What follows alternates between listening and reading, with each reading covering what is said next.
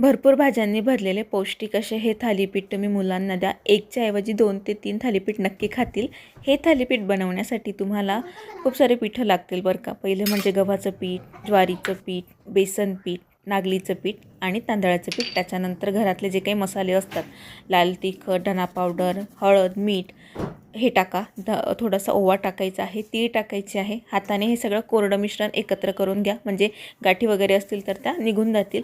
त्याच्यानंतर भरपूर पालक, कोथिंबीर, मेथी असेल मेथी, कांदा पात, साधा कांदा घाला आणि कोमट पाणी घालून ना हे सगळं पीठ जे आहे ते एकजीव करून घ्यायचं. कोमट पाणी याच्यासाठी घालायचं आहे कारण थंडीचे दिवस आहेत आणि थंडीच्या दिवसात ना पीठ भिजताना, म्हणजे कुठलंही पीठ असू द्या, बट्टीचं म्हणा, पोळ्यांचं म्हणा, भाकरीचं म्हणा, थालीपीठाचं म्हणा, ते पीठ भिजताना जर तुम्ही कोमट पाणी टाकलं तर ना पीठ छान भाजलं जातं आणि जो पदार्थ बनतो लाईक पोळी, भाकरी किंवा थालीपीठ ते छान बनतं. आता ते पीठ सेट होऊ देते आहे. तोपर्यंत म्हटलं की चटणी करून घ्यावं. तर आंबट आणि तिखट चटणी हवी याच्याबरोबर छान लागते, म्हणून आवळ्याची चटणी बनवते आहे. आवळा, पुदिना, लाल मिरची, जिरं आणि कोथिंबीर, लसूण एवढं सगळं पाणी टाकून दळून घ्यायचं बारीक आणि थोडंसं मीठ टाकून एकजीव करून घ्यायचं. नंतर छान लागते ही चटणी.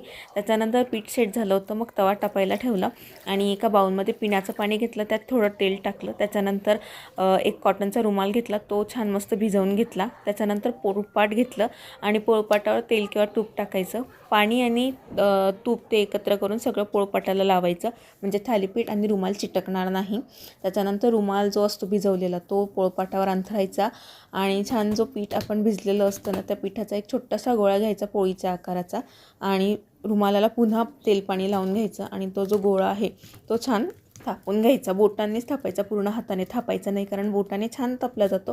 प्लस आपल्या बोटाचे छान ठसे उमटतात, मस्त एक छान डिझाईन येते आणि छान असं एकदम कडक तापलेल्या तव्यावर हे थालीपीठ टाकायचं, म्हणजे छान खुसखुशीत भाजलं जातं. टेस्ट अगदी छान लागते.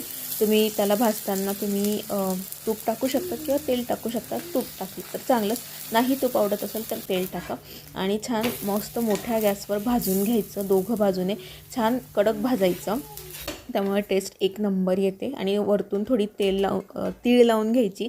मुलं जर चटणीबरोबर खात नसतील तर तुम्ही दह्याबरोबर, टोमॅटोच्या सॉसबरोबर द्या. खूप पौष्टिक बनतं हे, म्हणजे मुलांचं आणि भाज्यांचं समीकरण ना ह्या एकमेव थालीपीठामुळे जुळायला लागतं. मुलं मेथीची भाजी, पालकाची भाजी, कोथिंबीर हे सगळं खात नाही, पण या थालीपीठाच्या माध्यमातून आपण त्यांना देऊ शकतो. हो झालं.